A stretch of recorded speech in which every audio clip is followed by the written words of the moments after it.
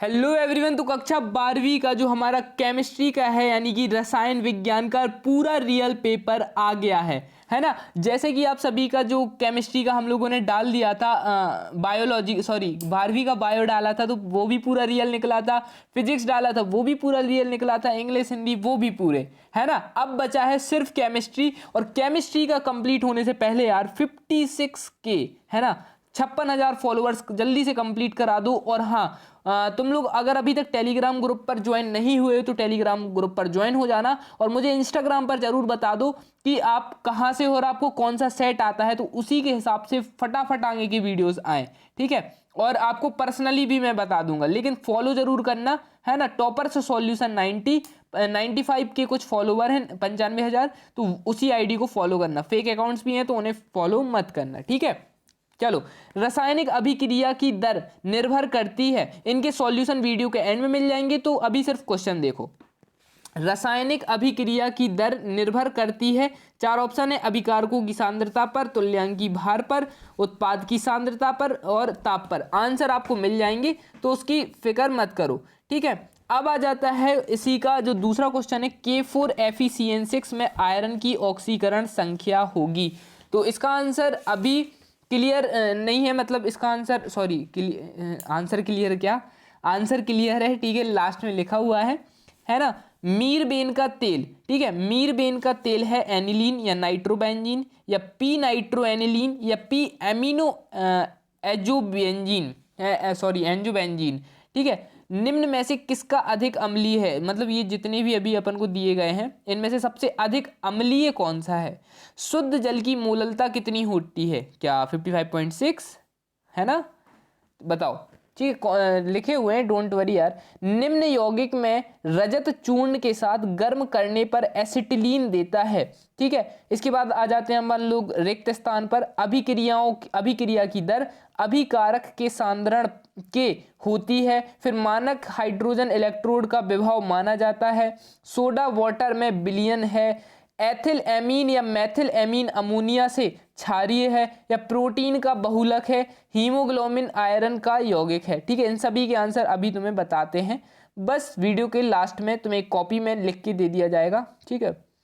चलो, निम्नांकित में से सत्य असत्य बताना है। संक्रमण तत्व तथा उनके यौगिक उठोरक का कार्य करते हैं, अभिक्रिया का ताप घटाने या उसकी, ये वाला यहाँ पर, ठीक है, अभिक्रिया के ताप घटाने या उसकी अर्ध आयु काल में मन को कम करने के लिए, ठीक है। किसको कम करने के लिए, मन को कम करने के लिए, है ना। अब इसको थोड़ा सा कम कर लेते हैं। लवण सेतु दो विलयनों के मध्य विद्युत उदासीनता बनाए रखता है, ठीक है, ये हो गया। स्टार्च एक कृत्रिम बहुलक है, फिनेसेटीन एक ज्वारनाशी है, ठीक है। इसके बाद नेक्स्ट क्वेश्चन आ जाता है, क्वेश्चन नंबर 4, ग्लूकोज, ठीक है, ग्लूकोज, बालों का झड़ना, हिंसबर्ग अभिकर्मक, प्राथमिक एमीन, ROR ये वाला हो जाएगा स्पिट ऑफ वाइन, ठीक है, स्पिट ऑफ वाइन। तो इसके अपन लोग कंप्लीट कर लेंगे, है ना। एक शब्द वाक्य में उत्तर लिखना है कि दुर्बल विद्युत अपघटनों के दो उदाहरण लिखना है। संक्रमण धातुओं के लवण सामान्यतः रंगीन होता है, क्यों, है ना। इसके बाद अगला जो क्वेश्चन है, DDT का रासायनिक नाम लिखना है। DDT का जो हमारा रासायनिक नाम होता है वो क्या होता है, ठीक है। बेंजिल्डिहाइड में KCN मिलकर संघनन की क्रिया का नाम लिखिए। और उसके बाद तृतीयक एमीन का एसिटिलीकरण नहीं होता है, क्यों नहीं होता है वो बताना है। अब आ जाता है हमारा अति लघु उत्तरीय क्वेश्चन, जो मूलरता या मूललता, है ना, मूलरता या मूलरता एवं मूललता में हमें क्या करना है, अंतर स्पष्ट करना है, या सेल स्थिरांक किसे कहते हैं वो लिखना है, ठीक है। तो मूललता और मूलरता में अंतर लिख देना, ठीक है, कि इसमें 1000 किलोग्राम इसमें वो होता है, ठीक है। किसी विलयन की प्रतिरोधकता क्या है, तो यही इजी है। और Fe आयनी त्रिज्या और Mn प्लस आयन की त्रिज्या कम होती है, क्यों, तो इसमें तुम लोग ऊपर वाला कर लेना। उपसह संयोजी क्या है, दो उपकरण उदाहरण लिखिए, ठीक है। निम्न में से IUPAC नाम लिखना है, कुछ हो या ना हो यार। K4FeCN ये वाला तो तुम लोग K4FeCN6Cl3 ये वाला तो तुम्हारा कहीं ना कहीं या तो 4 नंबर में या 3 नंबर में या 1 नंबर में ये क्वेश्चन तो तुम्हें मिलेगा ही मिलेगा, है ना।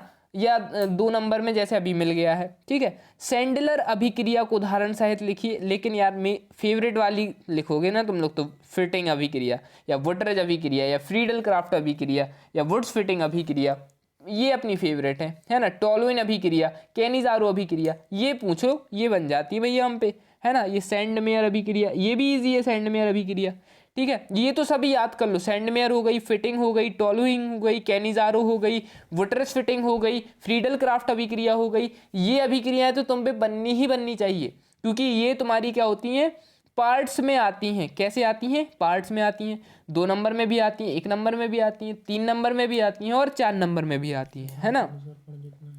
इसके बाद नेक्स्ट क्वेश्चन आ जाता है, देखो टॉलविन अभिक्रिया पर संक्षिप्त टिप्पणी लिखिए। ओनली अपन को क्या लिखना है, इसमें थ्योरी लिखना है, ठीक है। कैनिजारी अभिक्रिया को समझाइए, तो इसमें भी अपन को थ्योरी लिखना है, रिएक्शन नहीं लिखना है, ठीक है। जितना पूछा जाएगा अपन से उतना ही लिखना है। एमीन जल में विलय होते हैं क्यों, या जिफ्टर आयन किसे कहते हैं, या जिफ्टर आयन किसे कहते हैं, बताइए, ठीक है। अभिक्रिया के तात्कालिक दर से क्या तात्पर्य है, किसी अभिक्रिया की आणविकता से आप क्या समझते हैं, यहाँ पर है क्लोज, यहाँ पर है, ठीक है।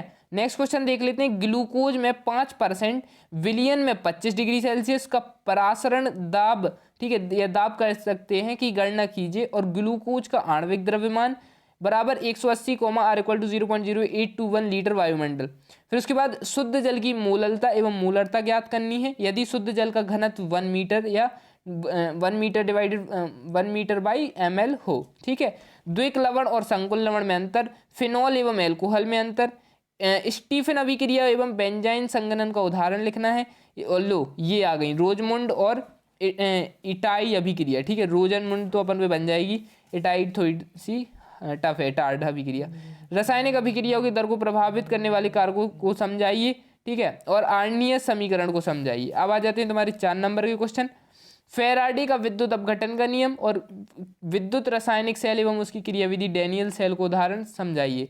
ये क्वेश्चन तो हमेशा आता है ना, डैनियल सेल वाला और फेराडे के विद्युत दोनों नियम होते हैं फेराडे के, वो दोनों लिखने हैं, ठीक है। क्लोरोबेंजीन की निम्न क्रियाओं की समीकरण बताना है, हैलोजिनीकरण, नाइट्रीकरण, सल्फोनीकरण या एल्किलीकरण, ठीक है। क्या होता है जब ये वाले क्वेश्चन तो बहुत आते हैं, ठीक है। इसके बाद संचारण किसे कहते हैं, जंग लगने का विद्युत रासायनिक सिद्धांत लिखिए। कोलरास का नियम क्या है, 2 अनुप्रयोग लिखना है, ये वाला भी 100%।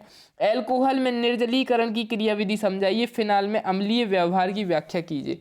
और गाइज अगर ये जो पेपर है इसका हम जब क्रॉस चेक करवाएंगे, इसका जब क्रॉस चेक होगा, ठीक है, तो इसका तुम लोगों को कंफर्म बता दिया जाएगा 1 घंटे के अंदर कि ये रियल है या फेक है। लेकिन 1 घंटे के बाद तुम्हारा रियल पेपर आ जाएगा, यानी कि 10 बजे तुम्हारा रियल पेपर कंफर्म है कि आ ही जाएगा, ठीक है। चाहे वो केमिस्ट्री 11th हो या 8th हो, वो sorry 9th 10th 11th 12th, है ना, कोई भी हो, आ जाएगा। बस रात को जागते रहना, इसका क्रॉस चेक हो रहा है, ठीक है। बाकी वीडियो को कर दो लाइक, चैनल पर 56 के जैसे ही होते हैं सभी क्लासेस का रियल पेपर आने वाला है, खासकर 12th का, ठीक है। तो फटाफट से लाइक और चैनल सब्सक्राइब कर दो।